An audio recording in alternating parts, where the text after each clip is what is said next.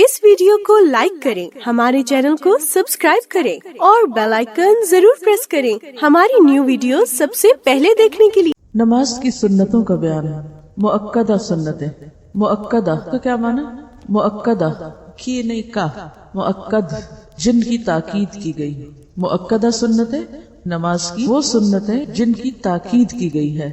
हजरत उम्मे Habiba रजी अल्लाह अन्हा कहती हैं कि रसूलुल्लाह सल्लल्लाहु अलैहि वसल्लम ने फरमाया, मन सल्ला फी यौमिन व लैलतिन सिंतई अशरत रकअतन बुनिया लहू बैतुन फिल जन्नह अर्बअन क़ब्ल अज़्ज़ुहरि व रकअतैन बअदहा व रकअतैन बअदल मग़रिबि व रकअतैन बअदल इशा व रकअतैन क़ब्ल सलातिल फ़ज्र। जो शख्स दिन और रात में फर्जों के अलावा 12 रकतें पढ़े उसके लिए बहिश्त में घर बनाया जाता है। इन 12 रकतों की तफसील क्या है? 4 रकत ज़ुहर से पहले, 2 रकत उसके बाद, 2 रकत मगरिब के बाद, 2 रकत इशा के बाद और 2 रकत नमाज फजर से पहले। हजरत इब्न उमर रजी अल्लाह अन्हु फरमाते हैं कि मैंने रसूलुल्लाह सल्लल्लाहु अलैहि वसल्लम के साथ ज़ुहर से पहले 2 रकतें पढ़ी। इससे क्या पता चलता है कि ज़ुहर से पहले 4 की बजाय 2 रकतों का भी जवाज है। यानी अगर आप मसरूफ हैं या जल्दी में हैं तो बजाय इसके कि बिल्कुल छोड़ दें तो 4 की बजाय 2 भी पढ़ सकते हैं। रसूलुल्लाह सल्लल्लाहु अलैहि वसल्लम ने फरमाया, रात और दिन की नमाज 2-2 रकतें करके पढ़ो। तो इससे ये भी पता चलता है कि 4 रकत को भी 2-2 करके पढ़ा जा सकता है। रसूलुल्लाह सल्लल्लाहु अलैहि वसल्लम सुन्नतें घर में पढ़ते थे। हजरत अब्दुल्लाह बिन शकीक से रिवायत है कि मैंने हजरत आयशा से रसूलुल्लाह सल्लल्लाहु अलैहि वसल्लम के नफलों का हाल दरियाफ्त किया तो हजरत आयशा ने कहा, रसूलुल्लाह सल्लल्लाहु अलैहि वसल्लम मेरे घर में ज़ुहर से पहले 4 रकतें पढ़ते थे, फिर आप निकलते और लोगों के साथ ज़ुहर के फर्ज पढ़ते, फिर घर में दाखिल होते और 2 रकतें नमाज पढ़ते। आप लोगों के साथ मगरिब की नमाज पढ़ते, फिर घर में दाखिल होते और 2 रकत सुन्नत पढ़ते, फिर आप लोगों के साथ इशा की नमाज पढ़ते, फिर घर में दाखिल होते और 2 रकतें नमाज पढ़ते। और रात को आप सल्लल्लाहु अलैहि वसल्लम 9 रकात तहज्जुद की नमाज पढ़ते, इनमें वित्र भी होता था। और जब सुबह नमूदार होती तो नमाज फजर से पहले 2 रकतें सुन्नत पढ़ते थे। और ये सुन्नत नमाजें और नफल नमाजें आपकी घर पर होती थी। गैर मुअक्कदा सुन्नतें। रसूलुल्लाह सल्लल्लाहु अलैहि वसल्लम ने फरमाया, जो शख्स असर से पहले 4 रकात सुन्नत पढ़े अल्लाह उस पर रहमत करे। यानी शौक दिलाया गया है, ताकीद नहीं। मगरिब से पहले 2 रकतें। रसूलुल्लाह सल्लल्लाहु अलैहि वसल्लम ने 2 मरतबा फरमाया, मगरिब से पहले 2 रकतें अदा करो। तीसरी बार फरमाया, जिसका जी चाहे। यानी भी गैर मुअक्कदा। ये इसलिए फरमाया कि कहीं लोग इसे सुन्नत मुअक्कदा न बना लें। हजरत अनस रजी अल्लाह अन्हु से रिवायत है कि मदीना में मुअज्जिन मगरिब की आजान कहता, हम सब सुतूनों की तरफ दौड़ते और 2 रकतें पढ़ते। लोग इस कसरत से 2 रकतें पढ़ते कि अजनबी ये गुमान करता कि मगरिब की जमात हो चुकी है। यानी सब लोग तकरीबन ये सुन्नतें पढ़ने के लिए दौड़ पड़ते थे। सुतूनों का जिक्र क्यों है? इससे क्या हिकमत की बात पता चलती? सुतरा बनाने के लिए। क्योंकि होता ही है ना कि जब सुन्नत पढ़ी जा रही होती है तो कोई शख्स सफ को मिलाने के लिए आगे से गुजरता है, कोई दाएं से कोई बाएं से, तो उस सूरत में फिर अमूमन नमाजियों के लिए गुजरना मुश्किल हो जाता है। तो खास सुन्नत आप फर्ज से पहले पढ़े या फिर फर्ज के बाद पढ़े, कोशिश ये करें कि आपके सामने सुतरा हो। क्योंकि जमात की नमाज में तो इमाम के सामने का सुतरा सबके लिए काफी हो जाएगा, लेकिन सुन्नत के लिए अपना अपना सुतरा बनाना पड़ेगा। और उसके लिए खुसूसन ऐसी जगह की तलाश कि जहाँ आपके आगे से कोई ना गुजरे, जैसे पिलर वगैरह हो। और अगर ऐसी जगह ना मिले तो फिर अपनी ही कोई चीज सामने रख के, जैसे बैग है या कोई भी चीज रख के नमाज पढ़े, ताकि गुजरने वालों को तकलीफ ना हो। क्योंकि बाज लोग लंबी नमाज रास्ते में पढ़ने खड़े हो जाते हैं, उससे दूसरों को परेशानी होती है। तो दूसरों को तकलीफ देने से बचना चाहिए। और ये जो 2 रकत मगरिब से पहले अगर आपको कभी उम्रे पे जाने का इत्तेफाक हुआ हो तो मस्जिद नबी और हरम पाक में मगरिब की अजान होते ही लोग खड़े हो जाते हैं जमात से पहले ये 2 रकतें पढ़ने। मरसद बिन अब्दुल्लाह रहमतुल्लाह अलैह हजरत उक़बा रजी अल्लाह अन्हु के पास आए और कहा, क्या ये अजीब बात नहीं कि अबू तमीम रजी अल्लाह अन्हु मगरिब की नमाज से पहले 2 रकतें पढ़ते हैं? उक़बा रजी अल्लाह अन्हु ने कहा कि हम भी रसूलुल्लाह सल्लल्लाहु अलैहि वसल्लम के जमाने में पढ़ते थे। उसने पूछा, अब क्यों नहीं पढ़ते? कहने लगे कि मसरूफियत है। यानी इस बात का सबूत तो है کہ یہ پڑھی جا سکتی ہیں، لیکن اگر کوئی شخص مصروفیت کی وجہ سے نہ پڑھ سکے تو اس کی رخصت ہے، گنجائش ہے۔ جمعہ کے بعد کی سنتیں۔ نبی صلی اللہ علیہ وسلم نے فرمایا، جب تم جمعہ کے بعد نماز پڑھنا چاہو تو 4 رکعت ادا کرو۔ معلوم ہوا کہ جمعہ کے بعد 4 رکعت سنت پڑھنی چاہیے، اور اگر کوئی 2 رکعتیں بھی پڑھ لے تو جائز ہوگا۔ حضرت ابن عمر رضی اللہ عنہ روایت کرتے ہیں کہ رسول اللہ صلی اللہ علیہ وسلم جمعہ کے بعد کچھ نماز نہیں پڑھتے تھے، یہاں تک کہ اپنے گھر آتے تو 2 رکعت پڑھتے۔ بعض علماء نے یہ تطبیق دی۔ تطبیق کا کیا معنی ہوتا ہے؟ تطبیق مطابقت پیدا کرنا، یعنی کنٹرڈکشن دور کرنا، کہ مسجد میں 4 سنتیں 2 کر کے پڑھے، اور اگر گھر میں آ کے پڑھے تو 2 سنتیں پڑھے۔ ٹھیک ہے، یعنی آپ دیکھیے کہ یہ جو اوپر 2 تطبیق ہے نا، تو ایک آپ صلی اللہ علیہ وسلم کا قول ہے کہ اگر کوئی جمعہ کے بعد نماز پڑھنا چاہے تو 4 رکعتیں پڑھے، لیکن آپ کا عمل کیا تھا گھر میں، کہ آپ نے گھر میں 2 رکعت پڑھی۔ تو علماء نے کیا کہا کہ مسجد میں پڑھنا چاہے تو 4 پڑھے، گھر پڑھے تو آپ کی سنت کی پیروی میں 2 پڑھے۔ فجر کی سنتوں کی فضیلت۔ حضرت عائشہ کہتی ہیں کہ رسول اللہ صلی اللہ علیہ وسلم نے فرمایا، فجر کی 2 سنتیں دنیا اور جو کچھ دنیا میں ہے اس سے بہتر ہیں۔ فجر کی 2 سنتیں دنیا اور جو کچھ دنیا میں ہے اس سے بہتر ہیں۔ حضرت عائشہ رضی اللہ عنہا سے روایت ہے کہ رسول اللہ صلی اللہ علیہ وسلم نوافل یعنی سنن میں سے کسی چیز پر اتنی محافظت اور مداومت نہیں کرتے تھے جس قدر فجر کی 2 سنتوں پر کرتے تھے۔ رسول اللہ صلی اللہ علیہ وسلم فجر کی 2 سنتیں پڑھتے تو دائیں پہلو پر لیٹتے۔ فجر کی سنتیں فرضوں کے بعد بھی پڑھ سکتے ہیں۔ اگر آپ ایسے وقت مسجد پہنچے کہ جماعت کھڑی ہو گئی ہو اور آپ نے سنتیں نہ پڑھی ہوں تو اس وقت سنتیں مت پڑھیں، کیونکہ رسول اللہ صلی اللہ علیہ وسلم نے فرمایا، جب نماز کی اقامت ہو جائے تو فرض نماز کے علاوہ کوئی نماز نہیں ہوتی۔ اس لیے اگر جماعت کھڑی ہو تو سنت چھوڑ دیں، فرض پڑھیں اور فرض کے بعد سنت پڑھ لیں۔ اور اگر آپ گھر میں ہی نماز پڑھیں جیسے خواتین، اور آپ کی آنکھ دیر سے کھلی ہے، وقت صرف اتنا ہے کہ یا تو سنت پڑھیں گے یا فرض، تو پھر دونوں میں چوائس کس کی ہوگی؟ فرض کی۔ فرض اپنے وقت پہ پڑھ لیں اور سنت سورج نکلنے کے بعد پڑھ لیں۔ ایسی صورت میں آپ جماعت میں شامل ہو جائیں، فرض پڑھ کر سنتیں پڑھ لیں۔ چنانچہ رسول اللہ صلی اللہ علیہ وسلم نے ایک شخص کو صبح کی فرض نماز کے بعد 2 رکعتیں پڑھتے ہوئے دیکھ کر فرمایا، صبح کی نماز 2 رکعتیں ہیں، تم نے مزید 2 رکعتیں کیسے پڑھی؟ اس شخص نے جواب دیا، میں نے 2 رکعتیں سنت نہیں پڑھی تھی، اب ان کو پڑھا ہے۔ یہ سن کر آپ صلی اللہ علیہ وسلم خاموش ہو گئے۔ تو آپ کی خاموشی کیا تھی؟ آپ کی رضامندی۔ اور ایسی حدیث جس میں آپ کسی عمل پر خاموشی اختیار کریں وہ کیا کہلاتی؟ تقریری حدیث کہلاتی۔ ایک شخص مسجد میں آیا، رسول اللہ صلی اللہ علیہ وسلم صبح کے فرض پڑھ رہے تھے، اس نے مسجد کے ایک کونے میں 2 رکعتیں سنت پڑھی، پھر جماعت میں شامل ہوا۔ جب آپ نے سلام پھیرا تو فرمایا، تو نے فرض نماز کس کو شمار کیا، جو اکیلے پڑھی تھی یا اس کو جو ہمارے ساتھ پڑھی؟ تو اس سے کیا پتہ چلتا ہے کہ جب فرض ہو رہے ہوں تو پھر سنتیں ادا نہیں کی جائیں گی۔ نمازوں کی رکعات۔ نماز فجر 2 سنتیں 2 فرض یعنی کل 4 رکعتیں۔ نماز ظہر 4 سنتیں 4 فرض 2 سنتیں۔ نماز ظہر 10 رکعتیں ہوئی۔ نماز عصر 4 فرض۔ نماز مغرب 3 فرض 2 سنتیں 5 رکعتیں ہوئی۔ نماز عشاء 4 فرض اور 2 سنتیں 6 رکعتیں ہوئی۔ نماز وتر دراصل رات کی نماز ہے جو تہجد کے ساتھ ملا کے پڑھی جاتی۔ جو لوگ رات کو اٹھنے کے عادی نہ ہوں وہ وتر بھی نماز عشاء کے ساتھ ہی پڑھ سکتے ہیں۔ رسول اللہ صلی اللہ علیہ وسلم نے فرمایا، من خاف اللہ یقوم من آخر اللیل فلیوتر اولہ، جسے خطرہ ہو کہ رات کے آخری حصے میں نہیں اٹھ سکے گا وہ اول شب ہی وتر پڑھ لے، لیکن کہیں یہ نہ سمجھے کہ وتر عشاء کی نماز ہے، وہ عشاء کی نماز کا حصہ نہیں ہے، ٹھیک ہے، وہ تہجد کی نماز کا حصہ ہے۔ اگر کوئی تہجد نہ پڑھے کیونکہ تہجد نفلی نماز ہے تو وتر سونے سے پہلے بھی پڑھ سکتا ہے۔ اب آپ دیکھیے کہ یہاں انہوں نے صرف فرض اور سنتیں لکھی، نفل نہیں لکھے۔ نفل جو ہے وہ اس کی اصل کیا ہے کہ وہ ایسی عبادت ہے جو دل کی خوشی سے کی جاتی ہے اور اس کی کوئی تعداد متعین نہیں، آپ جتنے چاہیں پھر پڑھتے جائیں۔ اسی لیے یہاں لکھا ہے کہ کوئی یہ خیال نہ کرے کہ ہم نے نماز کی رکعتیں کم کر دی، یعنی فرائض اور سنتیں گنلی، نفل چھوڑ دیے۔ نوافل اپنی خوشی اور مرضی کی عبادت ہے۔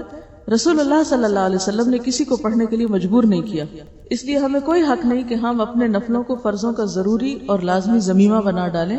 فرضوں کے ساتھ آپ کی نفل عبادت یعنی سنتیں آ گئی ہیں جس سے نماز پوری اور مکمل ہو گئی۔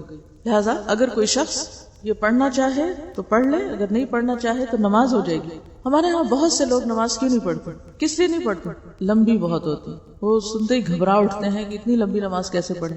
اور بعض لوگ نوافل کو بھی کس درجے میں پڑھتے ہیں؟ فرض کے درجے میں پڑھتے ہیں کہ وہ نوافل بھی کبھی نہیں چھوڑیں گے. نوافل بہت پسندیدہ کام ہے، اس میں کوئی شک نہیں، اور خوش قسمتی ہے اس شخص کی جس کو کثرت سے نوافل پڑھنے نصیب ہوں. لیکن اگر کوئی شخص خود ایسا کر رہا ہے تو سب کو اس کا پابند نہ کرے، اور خصوصاً بچوں کو، کیونکہ ابتدا میں اگر بچوں کو ہلکی نماز کا عادی کریں اور پھر ان کے اندر شعور پیدا ہو اور نماز کا شوق اور نماز کا فائدہ انہیں پتہ چلے کہ سجدوں کی کثرت کتنی فائدہ مند ہے، تو پھر وہ اپنی خوشی سے پڑھیں. اور نفل ہے ہی کون سی عبادت جو مجبوری سے پڑھی جائے، جو دل کی خوشی سے پڑھی جائے؟ تو وہ نوافل کیا نوافل ہوئے جن میں دل کی خوشی شامل نہ ہو.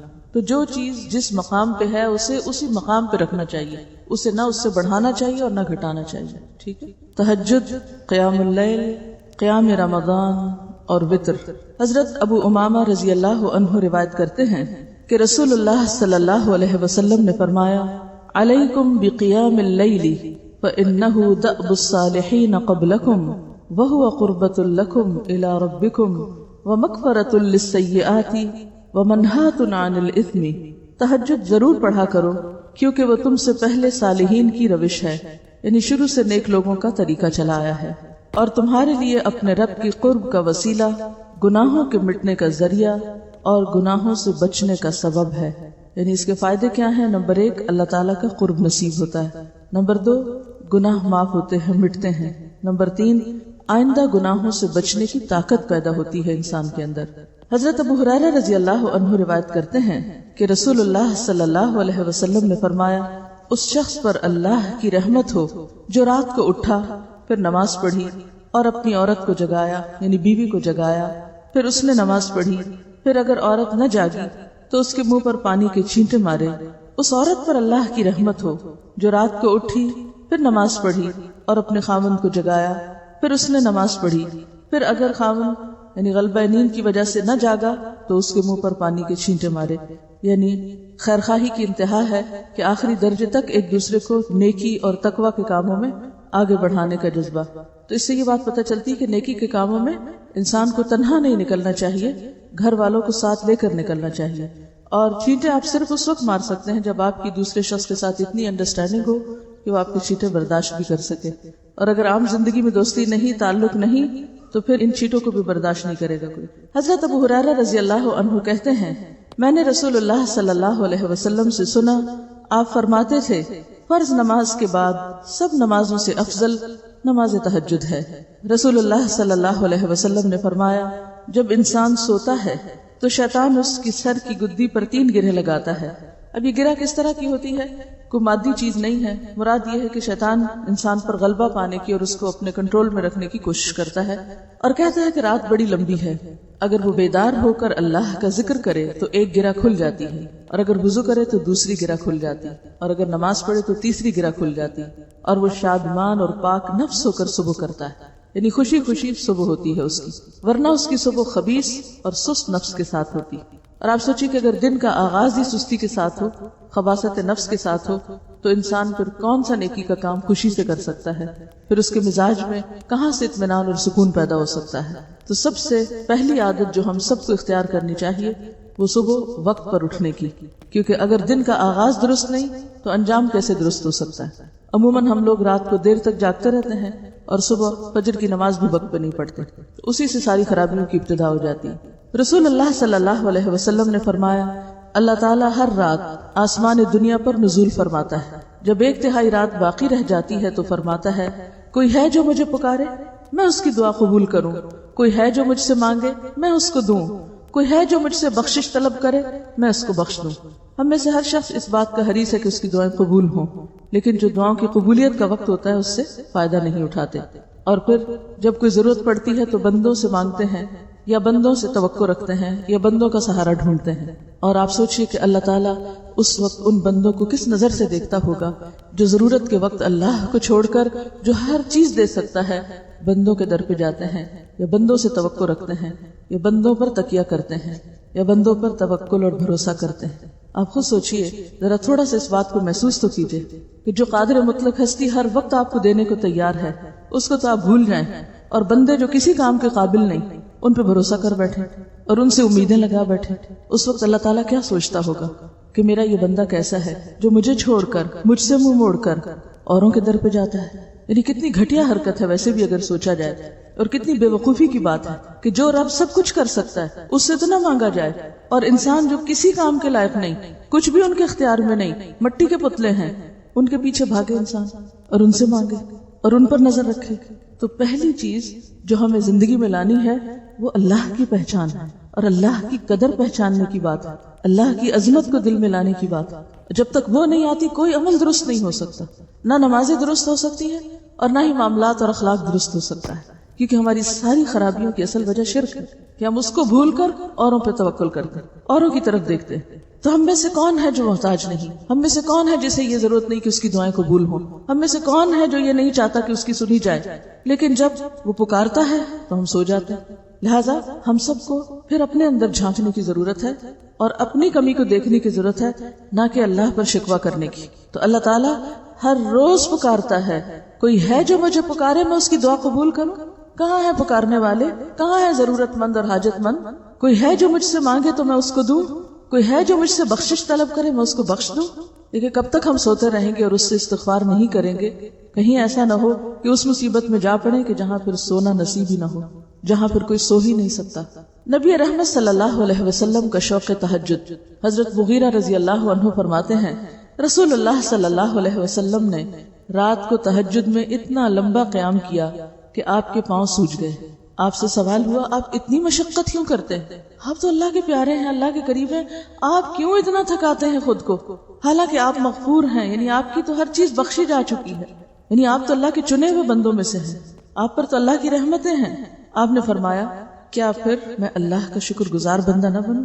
یعنی اگر اللہ نے مجھ پر اتنا انعام کیا ہے، اتنا کرم کیا ہے کہ ہر نعمت سے نوازا ہے، نبوت کی نعمت سے نوازا ہے، بخشش و رحمت کی نعمت سے نوازا ہے، تو پھر کیا مجھے شکر گزار نہیں ہونا چاہیے؟ یہ سب کچھ پا کے پھر سو جانا چاہیے، پھر آرام کرنا چاہیے، پھر اسی رب کو بھول جانا چاہیے جس نے یہ سب کچھ دیا؟ تو شکر گزاری کیا ہے؟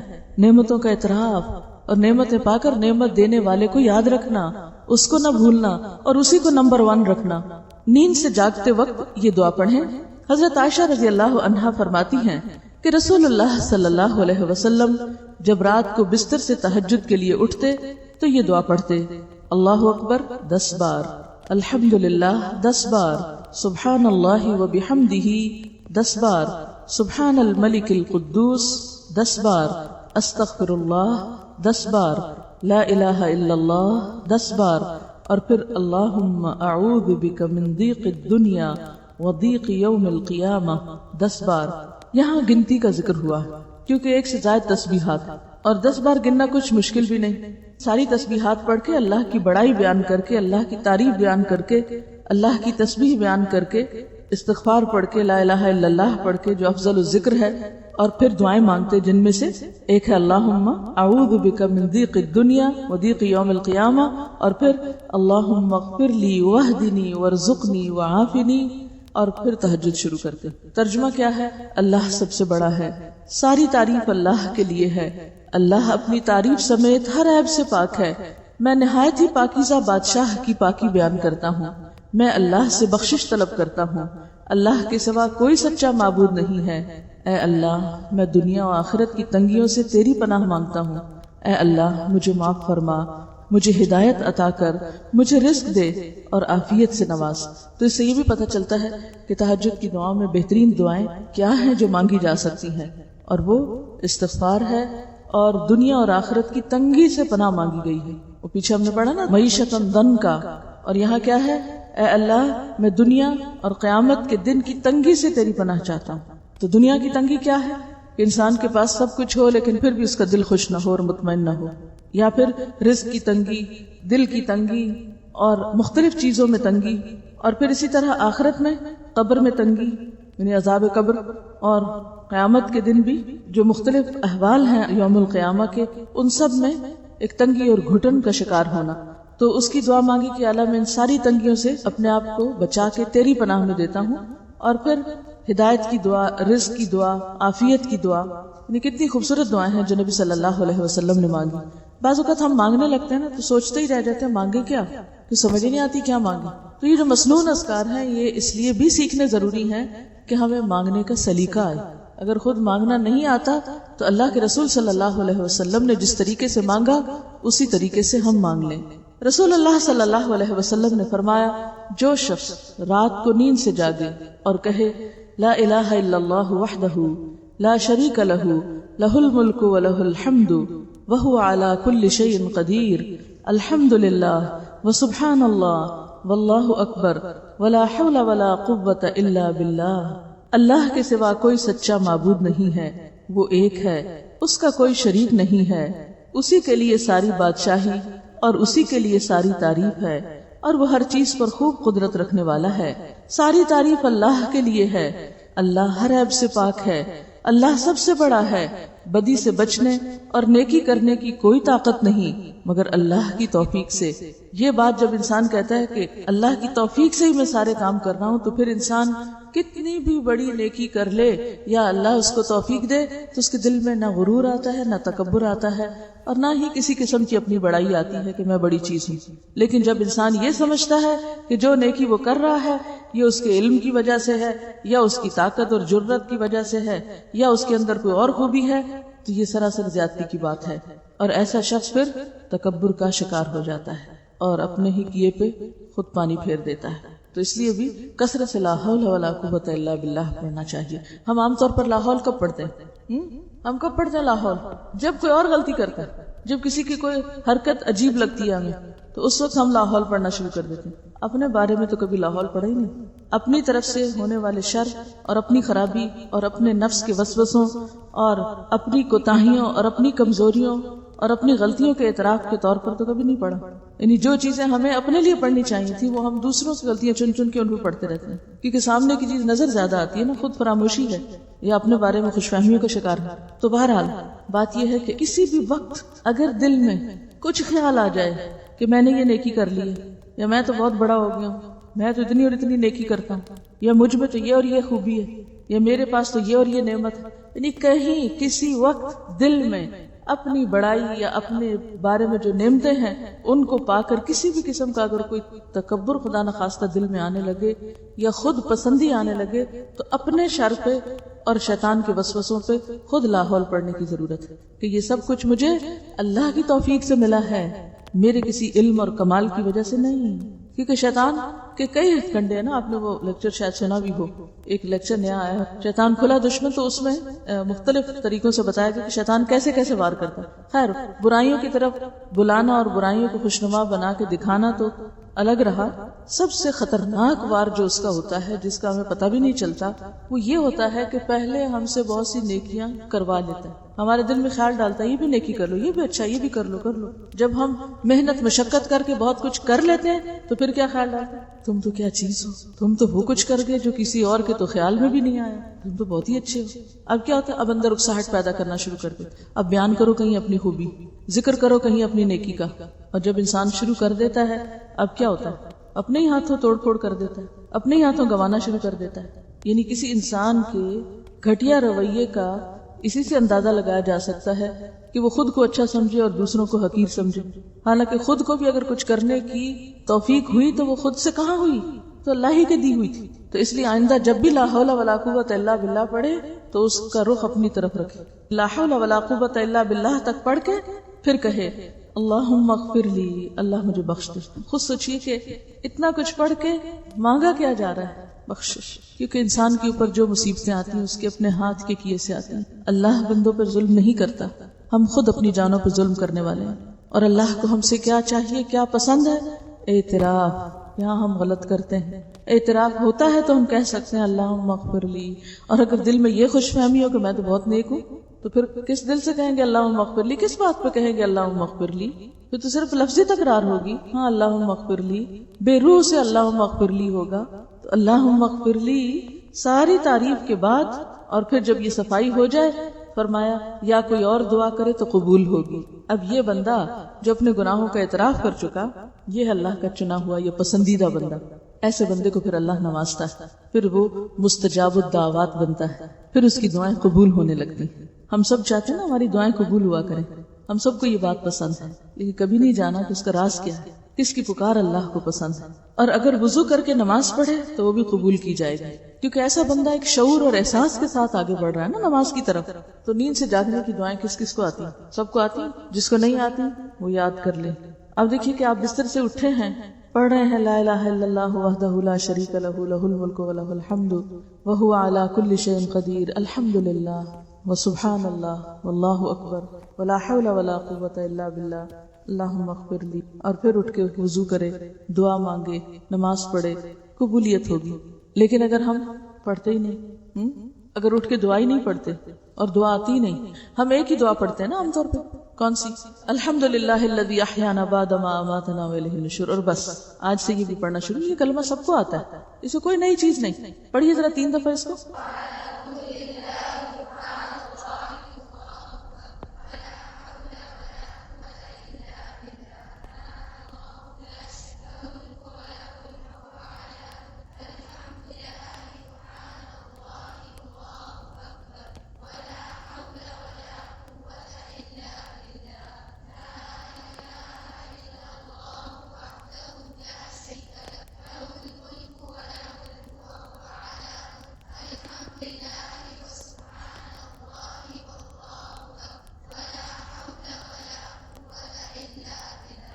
اس کے بعد اللہم اغفر لی بھی کہہ لیں، ٹھیک ہے؟ آپ کے پاس ہے یادداشت کی کتاب، کاپی، چھوٹی ڈائری، نکالیں اور اس پہ لکھیں، اور کل دن کو اپنے کو چیک کریں کہ یہ پڑھا یا نہیں پڑھا، کیونکہ ابھی یہاں بیٹھ کے تو آپ ارادے باندھ رہے ہیں، باہر نکل کے بھول جائیں گے۔